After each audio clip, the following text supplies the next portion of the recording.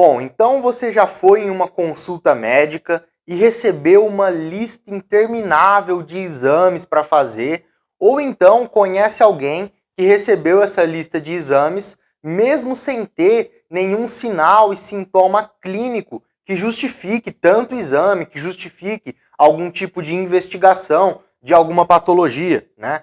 E muita gente que recebe essa lista, ou talvez até você mesmo, que recebeu essa lista gigantesca de vários exames, pensou que isso é uma conduta de um bom profissional. Pô, ele realmente se preocupa comigo, ele está pedindo muito exame, né? Mas será que realmente isso é uma conduta boa, que mostra um bom profissional? Então vamos conversar sobre tudo isso nesse vídeo, tá? Então, quanto mais exames o médico pedir, melhor é?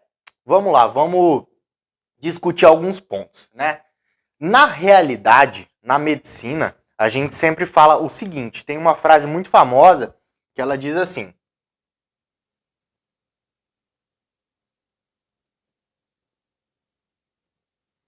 a clínica é soberana, tá?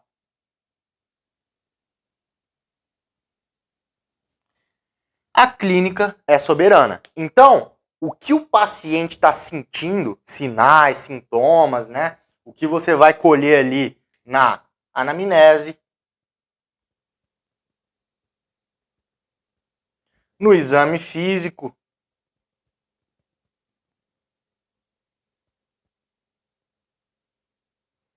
isso que deve direcionar a conduta do médico para ele pedir os exames complementares, tá?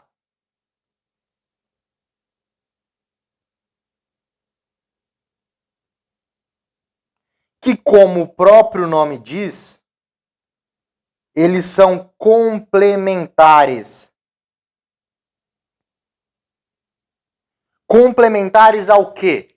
A uma boa consulta médica, a uma anamnese e exame físico bem feitos, tá? Então, eles são exames complementares. Eles vêm depois de você fazer toda a consulta, ter as suas hipóteses diagnósticas, e os exames complementares, na grande maioria das vezes, eles só vão confirmar a sua hipótese diagnóstica que você vai fazer aqui, ó, na consulta, né? Então, diante de uma anamnese e exame físico do paciente, diante dos sintomas dele, você vai formular algumas hipóteses diagnósticas. Pô, o que pode estar acontecendo com esse paciente para ele estar sentindo isso, né? E a partir disso, você pede os exames para confirmar a hipótese que você criou na consulta, tá?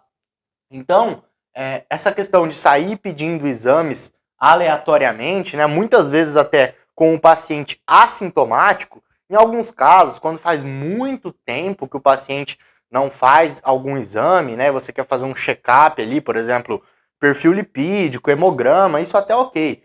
Mas muitas vezes é pedido uma lista gigantesca de um monte de coisa que realmente não tem nenhuma justificativa. O paciente não tem nenhum sintoma que justifique você pedir aquele tipo de exame, né? E isso tem problemas também, né? Que eu vou falar mais para frente, a questão dos erros laboratoriais, né? Mas falando agora primeiro da questão dos valores de referência do exame, né? Porque na medicina a gente sempre trata o paciente e não o exame, certo? Então a gente está tratando do ser humano. Se for para tratar o exame, se for para olhar ali simplesmente o valor de referência com base naquilo ali, ignorando completamente, né, o paciente em si, o que ele está sentindo, enfim. Se fosse para ser assim, nem precisaria de médico, né? No próprio laudo do exame do laboratório já sairia lá a conduta médica, o tratamento necessário, enfim, com base apenas nos valores de referência, né? Então, o valor de referência ele deve seguir uma linha de raciocínio de acordo com a condição do paciente, né? Então, por exemplo, se a gente for pegar aí, vou dar um exemplo bem claro, né?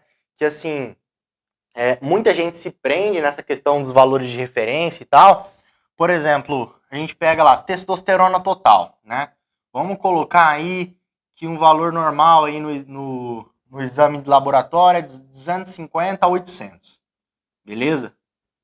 Então, isso aqui é o valor de referência. O valor de referência é o quê? É simplesmente uma média da população ali que aquele laboratório fez os exames, né? Então, cada laboratório vai variar um pouquinho esse valor de referência, porque cada um vai ter um perfil epidemiológico de pessoa, né? Então, basicamente, o valor de referência é uma média ali das pessoas, tá? Então, se a gente for falar aí, por exemplo, de valor de referência, testosterona total, tá? Testo total.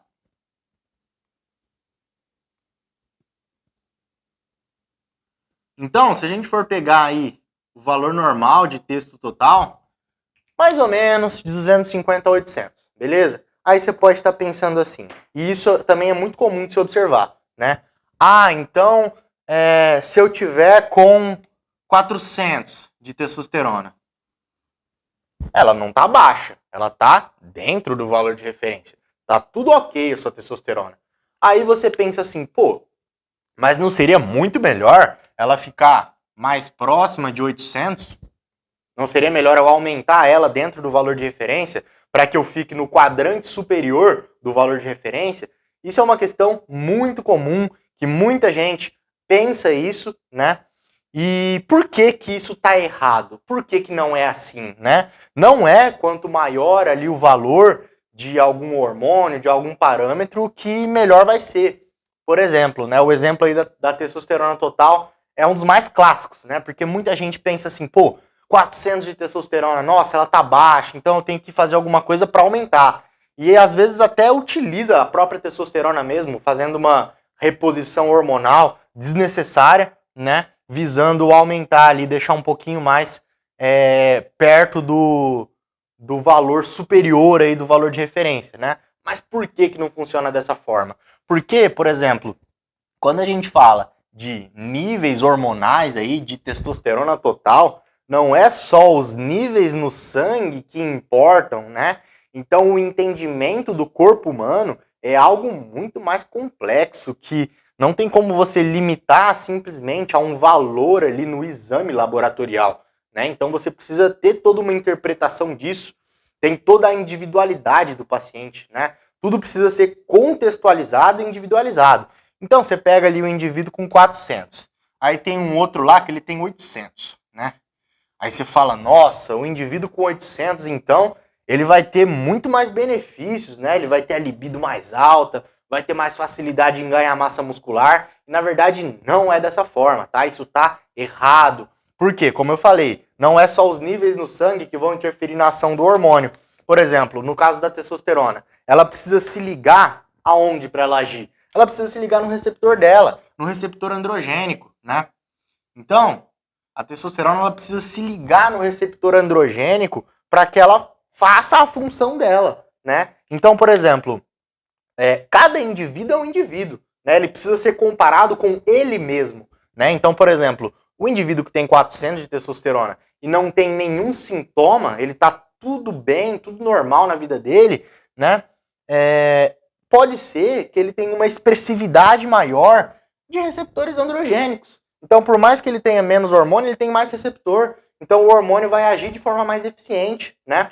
Esse indivíduo aqui, por exemplo, que tem ali 800 de testosterona, por que que ele não vai ter tanto benefício assim, não vai ter tanta vantagem em relação a esse indivíduo? Porque, como eu falei, é individual, depende de outros fatores. Esse indivíduo aqui, ele poderia ter menos receptores androgênicos, por exemplo. Ele poderia ter uma fração de testosterona biodisponível, né, de testosterona livre ali no sangue, ele poderia ter essa fração menor, né? Então a gente sabe que a testosterona ela circula no sangue de várias formas. Ela pode estar ligada a SHBG, né? Testosterona ligada a SHBG, testosterona ligada a CBG, testosterona ligada à albumina, tá?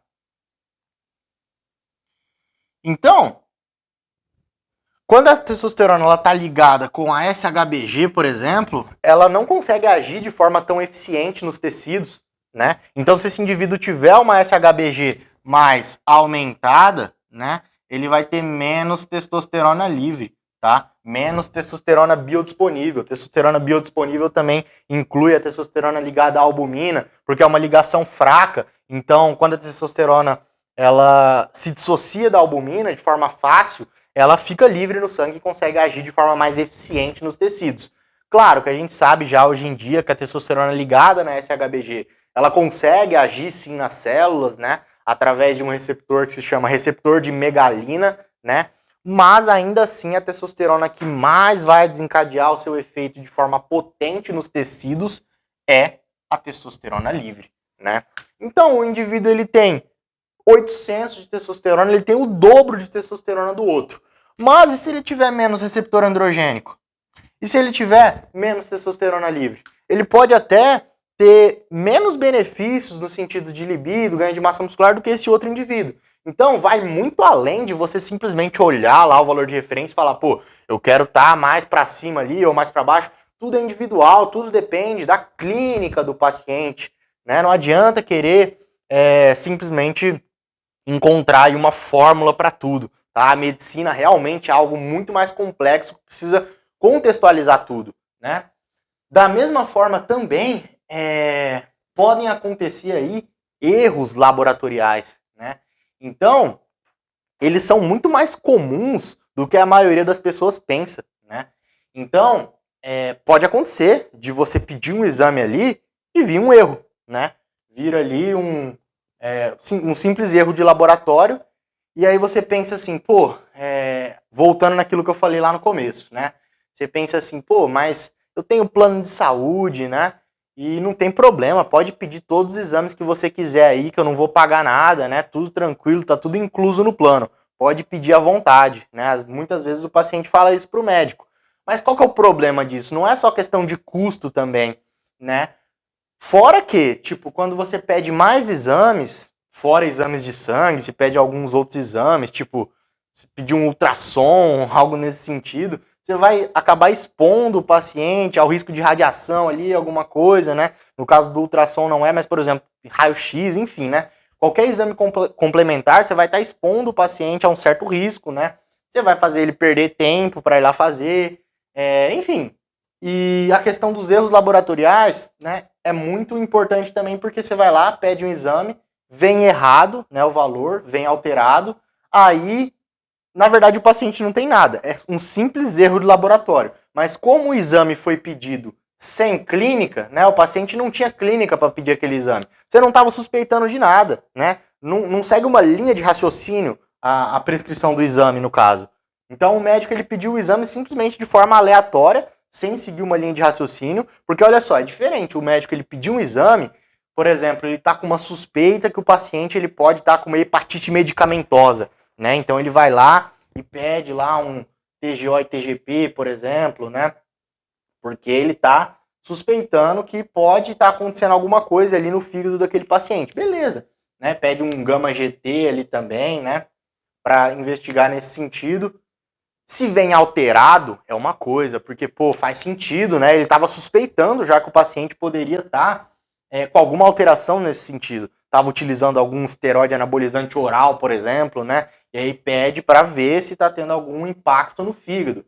Se vem alterado, beleza, é uma coisa que talvez já estaria esperando que poderia vir, né? Agora, pedir uma coisa totalmente aleatória, né? Um marcador lá, e ele vem alterado, mas o paciente não tem clínica, você vai gerar toda uma preocupação, uma investigação desnecessária, vai fazer o paciente perder muito tempo, indo repetir exame, ficar preocupado, etc. Isso vai desgastar bastante o psicológico dele, né? Então, erro laboratorial é muito mais comum do que as pessoas pensam, né?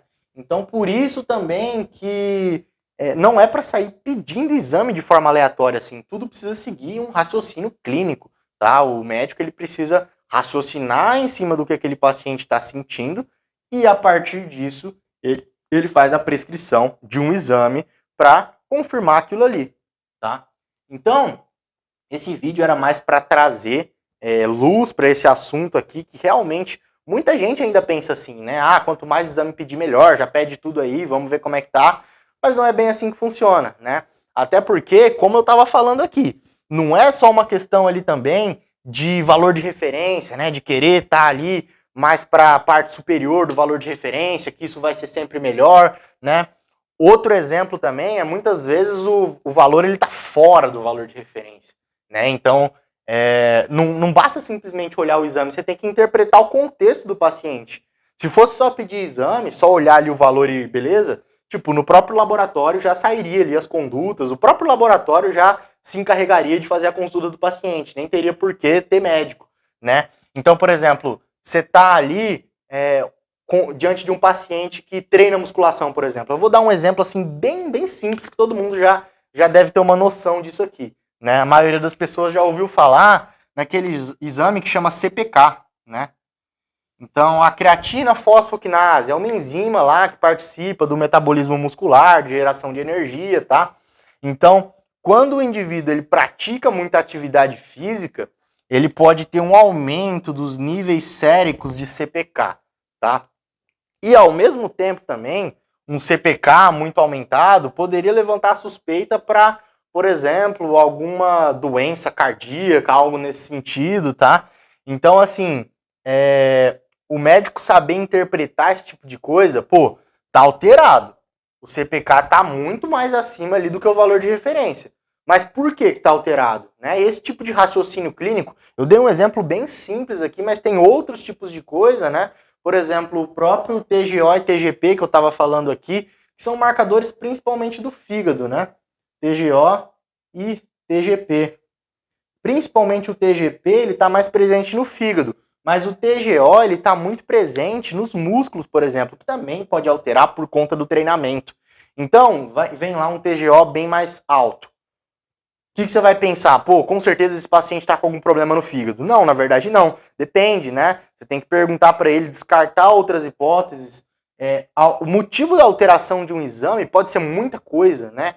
Então não é tão simples assim, precisa sempre tá fazendo isso aqui de forma bem feita, né? Fazendo uma consulta bem feita, tá? Com exame físico, anamnese, tudo certinho, a clínica, ela sempre vai ser soberana, tá?